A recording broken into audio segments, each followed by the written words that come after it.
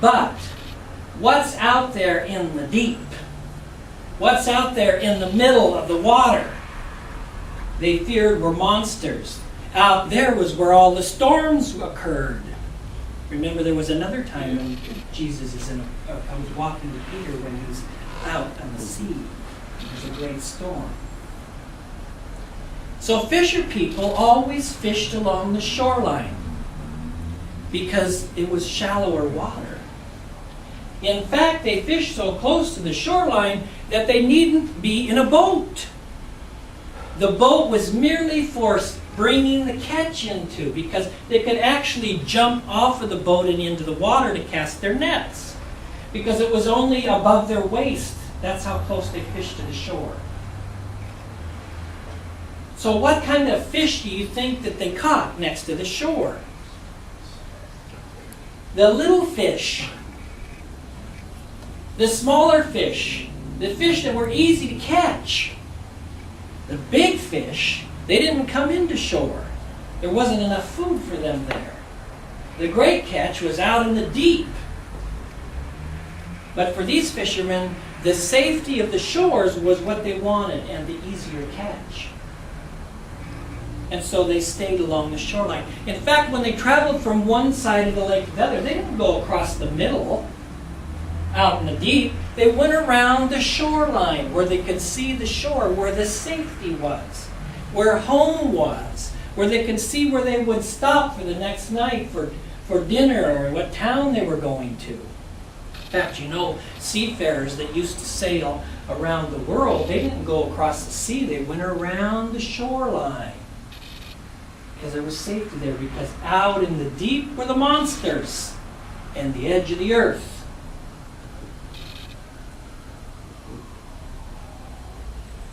The great catch is out in the deep. Now, Peter was the first disciple called, the apostle Peter. The first one called to go out and catch the fish, catch the men, catch a community of faithful people. And he did that in his boat, with Jesus with him. When you go fishing, especially out in the deep, it's good to go with someone that's been there before and knows all about the deep. Out in the deep are troubled waters. Out in the deep is danger. Out in the deep is the unknown. Just like the rest of the world. But when you have someone there to guide you along the way, to know that you'll be comforted, cared for, and loved, and given some direction and some support and some help, you're apt to go with that one that teaches and cares and does that.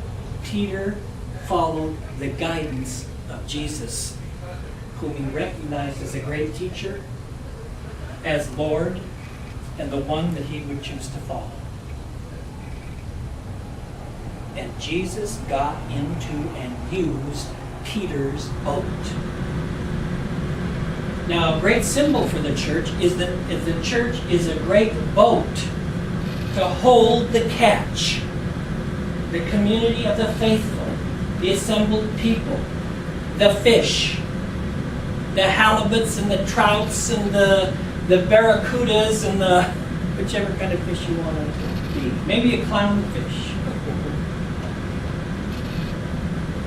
And the symbol of the church being a boat, often churches were, with a peaked roof, and preachers would like to say, if you turn the church upside down, you're in a boat, and it'll float.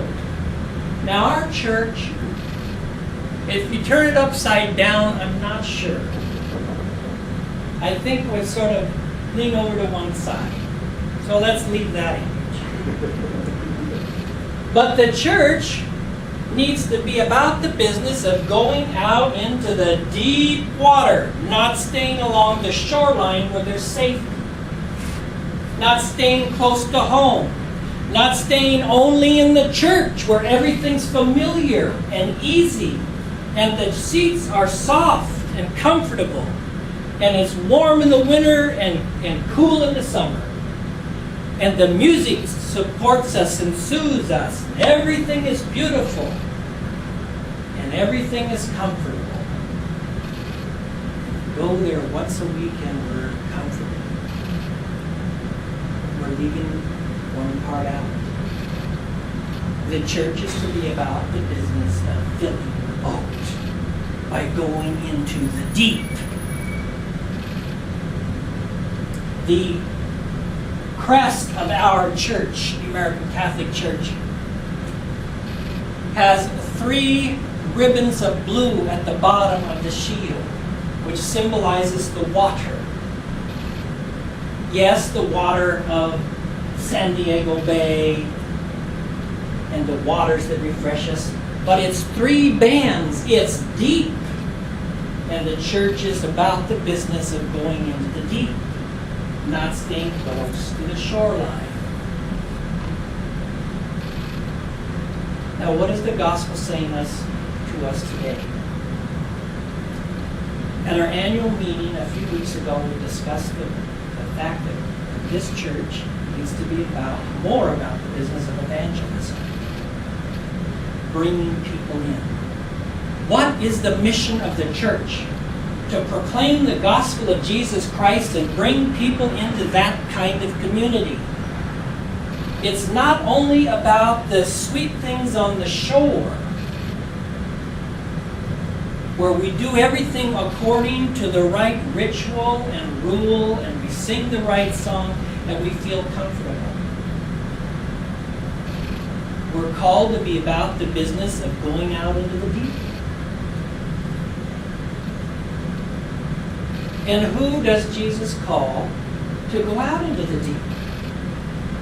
Who does God call and guide and give the wherewithal to speak the word of God, comfort lives, proclaim forgiveness, and love people and bring them into a loving community? He calls ordinary people.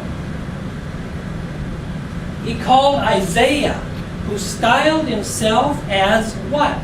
A person with unclean lips, not worthy.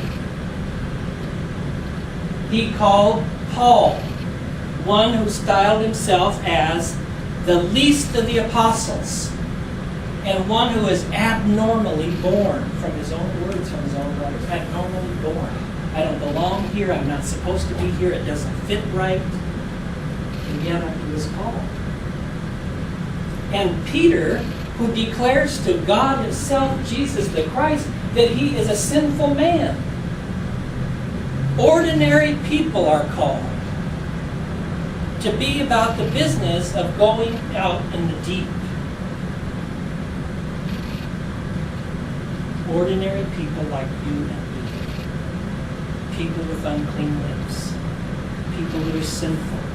People that are called as apostles nevertheless.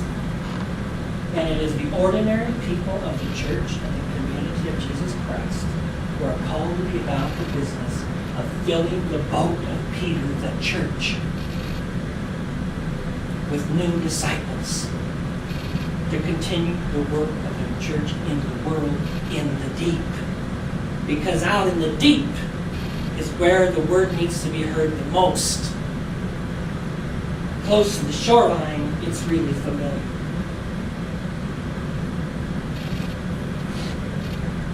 Now, we as those people called to be fishers of other people, ordinary, are to be about that business.